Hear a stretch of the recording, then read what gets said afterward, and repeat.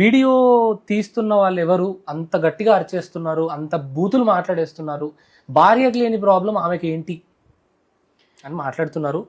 So ఏంటంటే ఇప్పుడు ఒక ఫ్యామిలీ నెంబర్లో ఒక చెల్లికో అక్కకో ఇలాంటి ప్రాబ్లం వస్తే మీరైతే వెళ్ళి ఏం మాట్లాడతారు? కూర్చొని పెట్టి ఏమైనా ఇది చేస్తాడా? ఎవరైనా అదే ఫ్లోలో ఇప్పుడు ఒక బిడ్డను పట్టుకొని నేను అక్కడికి వెళ్ళి నేను ఏ స్టేజ్లో ఫేస్ చేస్తున్నానో నాకున్న నా ఫ్యామిలీకి తెలుస్తుంది.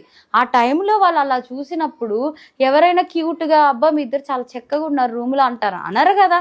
ఎవరైనా సరే ఆ వర్డ్సే యూజ్ చేస్తారు, అలాగే తిడతారు. నీకెందుకు భార్యకి లేని నొప్పి అంటే నా వెనకుండి ఇప్పుడు నేను ఎంత బాధపడుతున్నానో, నేను చనిపోయే స్టేజ్కి వెళ్ళిపోయి నేను చచ్చిపోదాం అనుకున్నప్పుడు వాళ్ళు కూడా నన్ను వచ్చి కాపాడి ఇవన్నీ చేసింది వాళ్ళే కదా. మరి ఆబ్వియస్గా వాళ్ళకి వస్తుంది కదా. వాళ్ళని ఇంకా అన్నీ మాట్లాడడం అనేది మాత్రం అది చాలా, అదే చెప్తున్నా కదా, జనాలు ఏంటంటే కొంతమంది మంచిగా తీసుకుంటారు, అయ్యో పాపం ఈ అమ్మాయి అని నన్ను తీసుకున్నారు. కొన్నిసార్లు అయ్యో పాపం ఆ అమ్మాయి